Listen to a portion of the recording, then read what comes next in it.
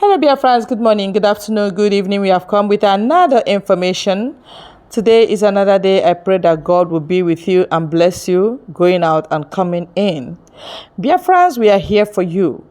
And if you are there for us, why don't you share and hit the subscribe and like button for us? Because if we are not here, enemies will stay to speak against us to the international communities. And that's why we insist that we must continue. All right, please keep supporting us and we'll keep doing that which we know how best to do for Biafrans. Here comes another update, and we pray that you please listen to the end. I'll be right back. Lagospedia is back again with another propaganda, selling it to the entirety of the whole world, even as IBB made that confessional statement of 1966, and also the confessional statement of what happened, or what transpired in a 1993 election, June 12th. From all indications and from what we have gathered, the next chairman then is an Igbo man by name Humphrey Nwosu, who devised all means to make sure that the election result was announced, who devised all means to make sure that the election was conducted, even when the junta won him, because there's a subsisting court order to that regard. Well, let me not go into details. Why do I say so?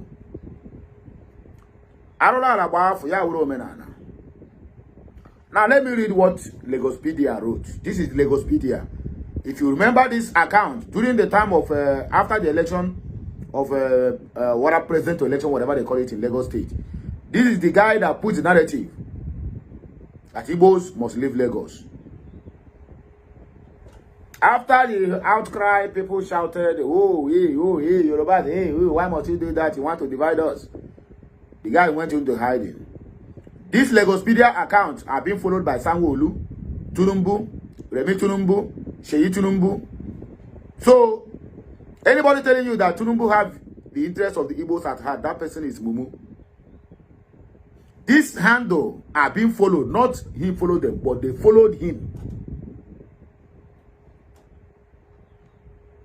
Imagine an Igbo man is the person that made that confessional statement of June 1993 election. Imagine it's an Igbo man. Tell me what would have been the fate of Ibb'S living both in the north, northeast, northwest, north central, and the southwest, most especially southwest Yoruba land. Every Igbo man shop would have been on fire. Okay, let's take it this way. Imagine IBB came out and said that Humphrey Nwosu is the reason why the election of MKO Abiola was annulled. Can you tell me what would have been the fate of Biafrans or Ibb'S living in their respective states? It would have been hell on earth. But Tunumbu and IBB was sitting next to each other when he opened his mouth and made a confessional statement of the killings of his own kinsman or kinsmen with his wife, Kudirat Abiola. If Nigeria or Zojuria, whatever you may choose to call them, is a country that is working, is a country that have law, immediately IBB made that confessional statement finish, somebody, even the ADC of Tunumbu standing on the back, because I'm sure he's a very Yoruba man, will raise his seat and use it to wipe that man, so that the killings of the people he killed will go with him. But he being celebrated. Everybody, including P2B, was celebrating IBB. IBB is this. It's only Sowore who came out and said IBB never speak truth in his life. I don't know which other truth again he want him to speak. Or maybe he tried to applaud him, but that is the headline. Where am I driving to? Nnamdi Kanu are being celebrated worldwide, including IBB himself. Ask me why or how.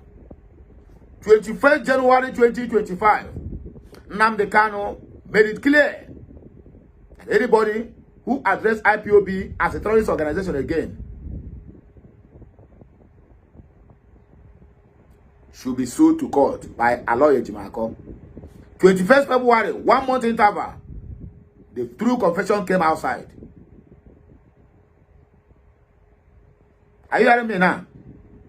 In case you don't get the line, 21st January, Nnamdi Kanu said, sue anybody who recognized Biafra as a terrorist and who said that 1966 January 15 is an Igbo coup should be sued to court.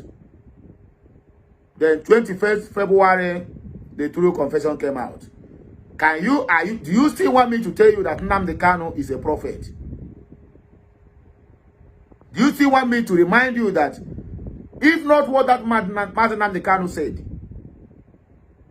this man wouldn't have made that confessional statement. Maybe he wouldn't have. Maybe he even went to the page where they wrote that in and tear it off. Don't forget, there's one Fulani man by name Bashar Ahmed, ex-aide to Muhammadu Buhari. Have we forgotten that the case in court where he called Biafrans terrorists? So with this confessional statement, I am very sure that the court will do the needful. Despite the fact that I know that their court cannot be trusted, there's no any rule of law in that their nonsense court. Anyway, let us read what this Lagospedia wrote. So I am telling this to all the whole Ibb'S, both in the southeast and the southwest. The people you are dealing with, I mean the Yoruba Ronu, they are not human beings. And you can never, I repeat, you can never be in the same bus with them because their thinking is always backwardness. I am happy that it's an Hausa man, Hausa Fulani is the one that made that confessional statement. And they didn't attack him. Rather, you then return back and begin to attack the Ibb'S. And tomorrow you come and tell me that Yorubas are your brothers who do us. You embrace them as if nothing is happening, but something will happen. Ibb'S voted Abiola's opponent. Humphrey Wozu Igbo cancelled the June 12th election. When they hear them, you see the propaganda that they are carrying, even after, because this message was posted after IBB made that confessional statement to tell you that these people have nothing, anything good will never come out from them. There's nothing good that will ever come out from Egypt. They hate you and they hate you with passion. They hate you, everything you represent, even the leg you match on the ground. Yorubas hate you. And still our people are embracing them. Look at what this guy is writing. Humphrey Wozu annulled the June 12th election. When somebody who annulled the election have come out to make the confessional statement that he annulled the election, that Abiola won. Okay.